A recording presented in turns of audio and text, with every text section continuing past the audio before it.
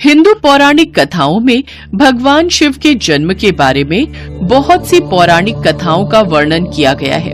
कहा जाता है कि सृष्टि की शुरुआत में एक विशाल निराकार ब्रह्मांडीय महासागर के अलावा कुछ भी नहीं था।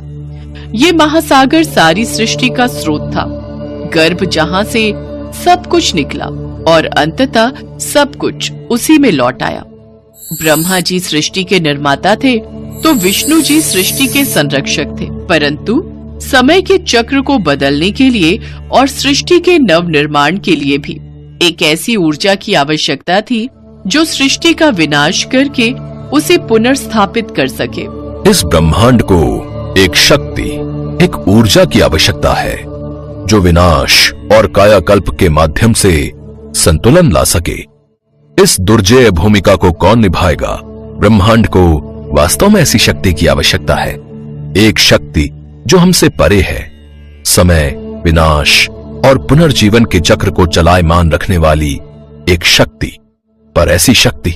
ब्रह्मा जी और विष्णु जी आपस में अभी इसी विषय पर बात कर ही रहे थे कि अचानक उनके समक्ष एक स्तंभ यानी खंभा प्रकट हुआ जो प्रकाश से चमक रहा था। पृथ्वी की गहराइयों से लेकर आकाश की ऊंचाइयों तक वो चमकता स्तंभ फैला हुआ था। उस स्तंभ का छोर दिखाई ही नहीं दे रहा था कि वो कहां से कहां तक फैला है। ये कौन सी दिव्य चमक है, क्योंकि ना तो इसकी शुरुआत पता है न ही इसका अंत। मुझे इसका मूल खोजना होगा, मैं इसका अंत ढूंढूंगा। ब्रह्मा जी ने हंस का रूप ले लिया और ऊपर की ओर उड़ गए और खंबे का ऊपरी हिस्सा ढूंढने के लिए निकल गए।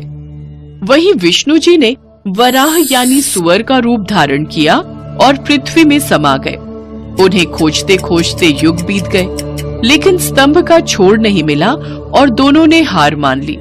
वे दोनों वापस आ गए। मैं मूल का पता नहीं लगा सका, ये समझ से परे है, और ना ही मुझे इसका अंत मिल सका। ये प्रकाश वास्तव में शाश्वत है। ऐसा लगता है कि ये प्रकाश सदा ऐसा ही रहने वाला है। तभी वहाँ भगवान शिव अपने सबसे मौलिक, उज्जवल और शक्तिशाली रूप में प्रकट हुए। शिव जी की आवाज पूरे ब्रह्मांड में गूंज उठी। मैं शिव हूँ, संहारक और कायाकल्प करने वाला। मैं असीम, निराकार और कालातीत हूँ। मैं संतुलन बनाए रखने के लिए ब्रह्मांडीय चेतना से पैदा हुआ हूँ। हमें आपकी ही प्रतीक्षा थी। हम आपका स्वागत करते हैं। ब्रह्मांड चक्र के तीसरे और महत्वपूर्ण पहलू भगवान शिव के साथ मिलकर हम सृजन, संरक्षण और विनाश के संतुलन को बनाए रखेंगे। इस प्रकार प्रकाश के ब्रह्मांडीय स्तंभ से भगवान शिव प्रकट हुए। पारंपरिक अर्थों में पैदा नहीं हुए, बल्कि ब्रह्मांडीय चेतना से ही प्रकट हुए। उन्होंने ब्रह्मांड के शाश्वत चक्र के एक अभिन्न अंग के रूप में अपना स्थान लिया। विनाश को अंत के रूप में नहीं, बल्कि पुनर्जन्म और नवीकरण के लिए एक आवश्यक प्रक्रिया के रूप में दर्शाया। वो अंत जो हर नई शुरुआत से पहले होता है। विनाश और सृजन का मेरा नृत्य ब्रह्मांड की शाश्वत लय को कायम रखेगा। भगवान शिव ने अपना ब्रह्मांडीय नृत्य तांडव शुरू किया। ब्रह्मांड उनकी ऊर्जा से गूंज उठा, जो विध्वंसक और पुनर्जीवनकर्ता के रूप में उनकी भूमिका का प्रमाण है, जो अस्तित्व के अंतहीन चक्र का एक अनिवार्य हिस्सा है। भगवान विष्णु और ब्रह्मा जी ने मान लिया कि शिव ही सबसे महान और शक्तिशाली हैं। वे जिस खंबे से प्रकट हुए हैं, वो खंबा उनके न जन्म लेने और न मरने का प्रतीक है, क्योंकि उसके छोर का ना ही कोई मूल है और ना ही कोई अंत। भगवान शिव स्वयं आदि और स्वयं अंत है।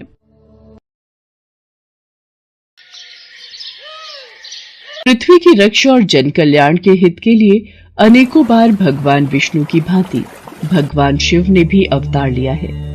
भगवान शिव द्वारा लिया गया ऐसा ही एक अवतार है बटुक अवतार। बटुक का अर्थ होता है छोटा बच्चा। पौराणिक कथा के अनुसार एक बार मां पार्वती की पुत्री अशोक सुंदरी ने हुंड नामक दैत्य को अपनी बाल्यावस्था में एक श्राप दिया था कि उसकी मृत्यु अशोक सुंदरी के होने वाले पति नहुष के हाथों ही होगी।